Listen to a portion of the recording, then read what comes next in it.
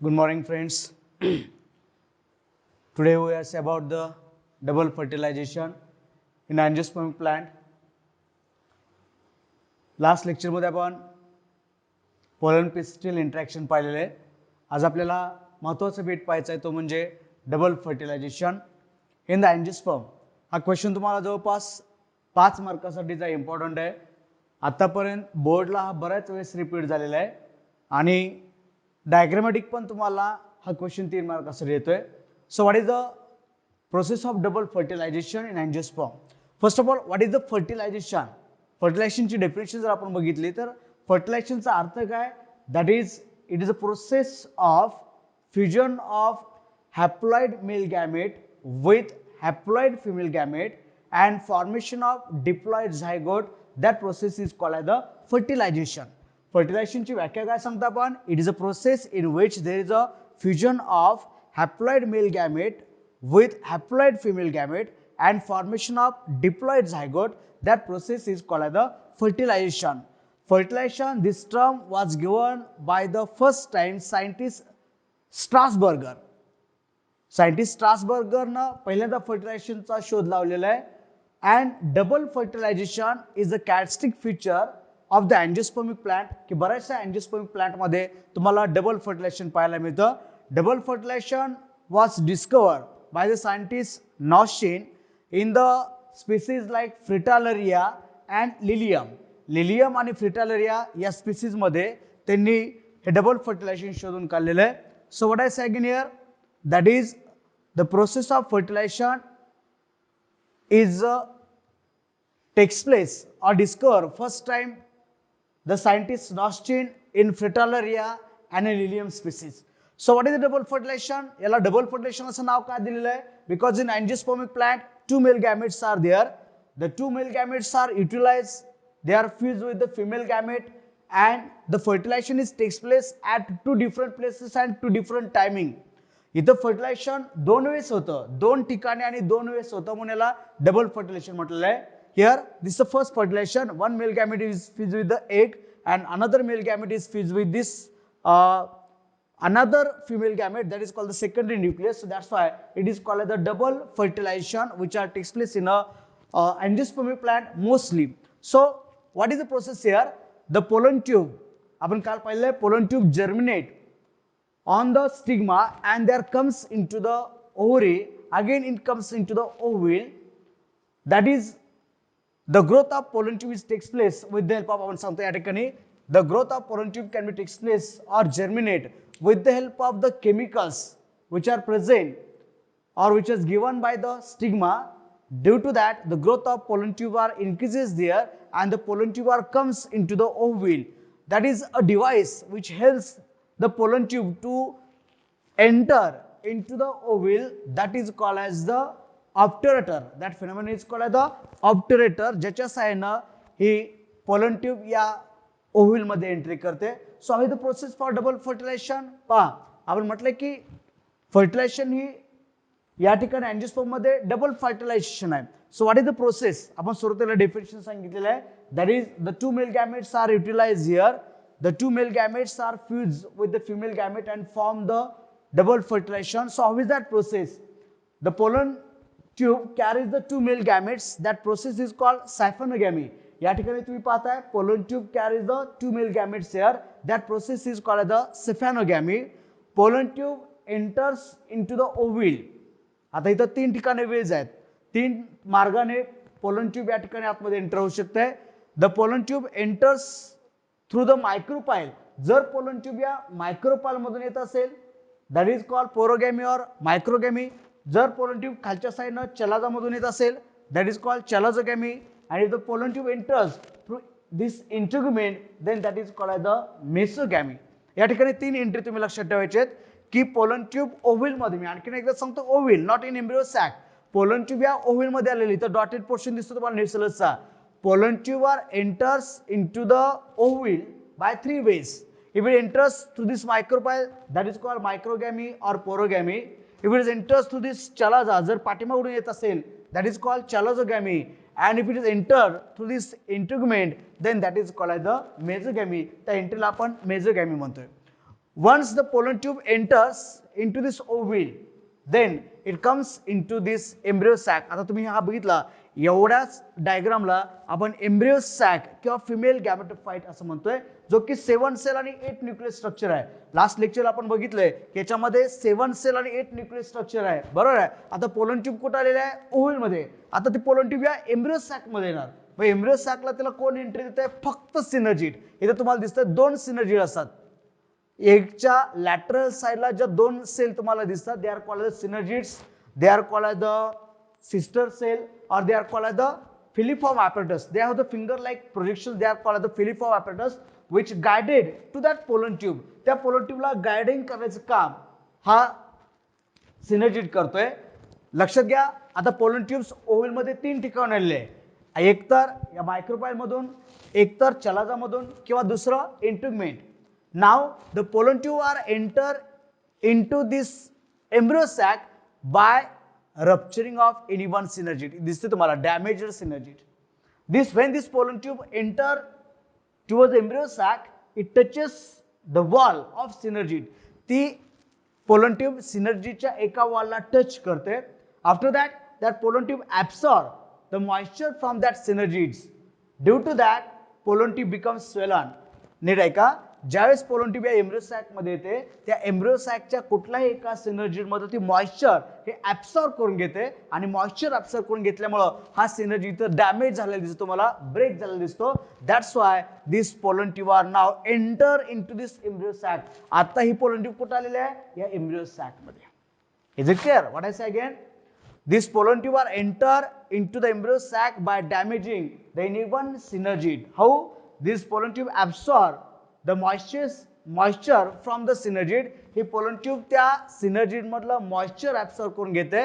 That's why this pollen tube are enter by bursting, by damaging the synergid, and this pollen tube are comes into the embryo sac. अशा पद्धतीने pollen tube कुठे आले? आता embryo sac मध्ये आले. नीट आहे का? आता आपण याच्या अगोदर पण डिस्कस केलंय, ज्यावेळेस पोलन ट्यूब इथं आतमध्ये येते, सिनर्जिड ब्रेक झालेला आहे, पण आणखीन पण मेल गॅमेट्सच्या पोलन ट्यूब मध्ये आहे. By absorbing the moisture from the synergid, that pollen tube becomes swollen.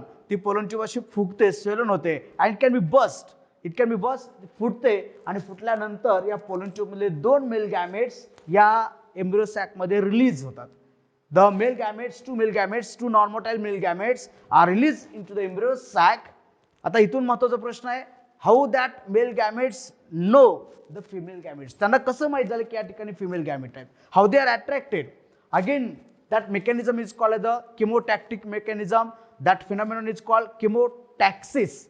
Due to the chemical stimulus, that is, that male gametes are attracted towards this female gamete. So this is that stimulus is called the chemical stimulus, and that phenomenon is called the chemotaxis. Now what I say, out of these 2 male gametes, या 2 male gamete पैकी one male gamete is fused with this egg. पहिला male gamete कोणासोबत fuse होतोय? या egg सोबत. One male gamete is fused with this egg. What I say, this is called as the first fertilization, or this is called syngamy. नीट आहे का? या 2 male gamete पैकी एक male gamete या egg सोबत फ्यूज होतोय. That is called first fertilization. That is called syngamy. आपण म्हटलंय both gametes are haploid here. N plus N.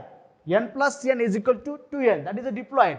One male gamete is fused with this female gamete. That is called egg.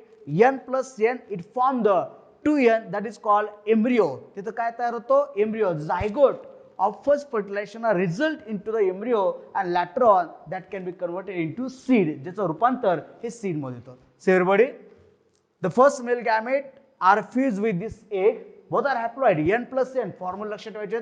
2 formula आहेत. N plus N. That is true. Both gametes are haploid. N plus N is equal to 2N. That is called first fertilization. That is called syngamy. And the zygote of first fertilization is result into the embryo. Another male gamete, here, this another male gamete is fused with the another female gamete. That is called secondary nucleus. ज्याला आपण polar nucleus, secondary nucleus किंवा definitive nucleus असं म्हणतोय. It is also called as the triple fusion, or it is called second, double नाही लक्षात ठेवा, it is called second fertilization. That is N plus 2N. इथं मात्र ploidy change होते. काय ploidy change झालाय? Male gamete is haploid, but here female gamete is diploid. So what is the formula? N plus 2n is equal to 3n. That is the second. तुम्हाला हे दोन्ही फॉर्म्युले लक्षात ठेवायचे कारण पुढे प्रॉब्लेम्ससाठी तुम्हाला आवश्यक आहेत. पहिला फर्टिलायझेशनला काय म्हटलं आपण? What is the first fertilization? When one male gamete is fuse with the egg. Both are haploid here. One male gamete is fused with the egg. N plus n is equal to 2n. N plus n is equal to 2n. That is diploid zygote are formed there, and that diploid zygote is converted into embryo. Later on, that is converted into seed. Is it correct? That is called syngamy, first fertilization. Another male gamete is fused with this secondary nucleus, or that is called definitive nucleus. मी मगाशी म्हटलं इथं ploidy change होते. Male gamete is haploid. And this female gamete secondary nucleus is diploid. N plus 2n is equal to 3n. तुमच्या लक्षात येतं हे दोन्ही formula लक्षात ठेवा. पहिल्या फर्टिलायझेशनचा फॉर्म्युला आहे n plus n is equal to 2n. सेकंडचा फॉर्म्युला आहे n plus 2n is equal to 3n. Later on, the zygote of that second fertilization is initially called as PEN, primary endosperm nucleus. Later on, that is converted to endosperm. म्हणजे तुमच्या आता लक्षात आलं असेल की पहिल्या फर्टिलायझेशनचा result काय आहे? एम्ब्रिओ. आणि दुसऱ्या फर्टिलायझेशनचा रिझल्ट काय? Endosperm. Endosperm is always triploid and embryo is always diploid. हा एम्ब्रिओ जो कसा आहे तो डिप्लॉइड आहे आणि एंडोस्पर्म कसा आहे? ट्रिप्लॉइड आहे. म्हणजे पहिल्या फर्टिलायझेशनचा रिझल्ट हा एम्ब्रिओ असतो आणि दुसऱ्या फर्टिलायझेशनचा रिझल्ट हा एंडोस्पर्म असतो. पहा डबल, म्हणून आपण म्हटलं याला डबल फर्टिलायझेशन, कारण फर्टिलायझेशन दोन वेळेस झाले. First fertilization is takes place with the help of egg, and second fertilization is takes place with the help of this secondary nucleus. So in angiosperm, it is only the characteristics of angiosperm. The double fertilization takes place in only in the angiosperm. It not takes place in the gymnosperm. फक्त आणि फक्त angiosperm मध्येच double fertilisation होतं, ज्याच्यामध्ये पहिल्या फर्टिलायझेशनचा result आहे embryo आणि दुसऱ्या फर्टिलायझेशनला that is called triple fusion. त्याचा जो रिझल्ट आहे तो म्हणजे एंडोस्पर्म. इथं एंडोस्पर्म हा ट्रिप्लॉइड आहे, तो न्यूट्रिटिव्ह आहे. It gives nourishment for the developing embryo. तो जो एंडोस्पर्म आहे तो या एम्ब्रिओला नरिशमेंट देण्याचं काम करतो. म्हणून अँजिओस्पर्म मधले सीड आपण पाठीमागे पण घेतलेलं आहे. अँजिओस्पर्मिक मधले सीड हे न्यूट्रिटिव्ह याला जास्त मिळतं, म्हणून ते वायबल असतं. त्याची वायबिलिटी म्हणजे जर्मिनेटिंग कॅपॅसिटी त्याची जास्त असते सगळ्यापेक्षा. कारण का? त्याला नरिशमेंट देणारा एंडोस्पर्म हा ट्रिप्लॉइड आहे, जो की जिम्नोस्पर्म मध्ये तो हॅप्लॉइड असतो. म्हणून अँजिओस्पर्म मधल्या सीड या मोर वायबल असतात कुणापेक्षा? जिम्नोस्पर्मिक प्लांटपेक्षा. पहा लक्षात घ्या, मी थोडंसं रिवाइज करतो या ठिकाणी. डबल फर्टिलायझेशनचा अर्थ काय? The fertilization is takes place at two different places at two different timing. That is called the double fertilization. Pollen tubes are entered into the ovule by three way, either micropyle, that is called microgamy or porogamy, either by this chalaza, that is called chalazogamy, either by this integument, that is called as the mesogamy. Pollen tube carries the two non-motile male gametes. That process is called as the stephanogamy. When the pollen tube are enter into the ovule, then this pollen tube touches to the any wall of any one synergid. This pollen tube absorb the moisture from this synergid. That's why this pollen tube are burst. It फुटते, damage होते, and the pollen tube enter into the embryo sac.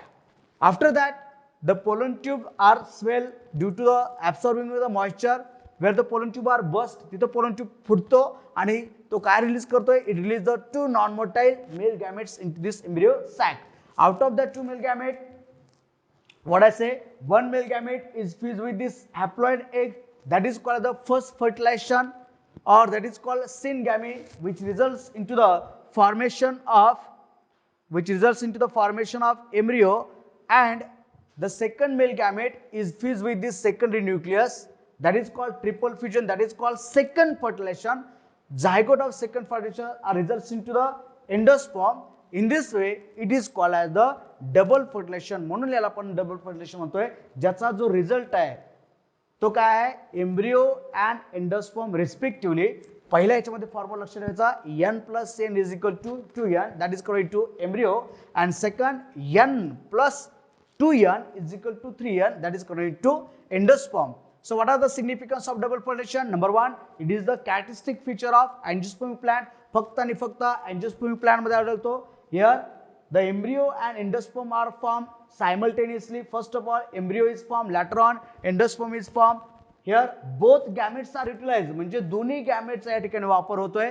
Both gametes are utilized here, and the endosperm, आपण मगाशी म्हटलंय endosperm is triploid which give the maximum nourishment for the development of embryo. So that's why in angiospermic plant most of seeds are viable there. And last one is that is the fusion of gamete, that is haploid male gamete is fused with the haploid female gamete, and they restore the diploid number or ploidy in the seed of the angiospermic plant. In this way, this is called as the double fertilization of angiosperm, which was given by scientist Noschin in Fritillaria and Lilium species. After that, we can say about the post fertilization in the next lecture. Okay, thank you.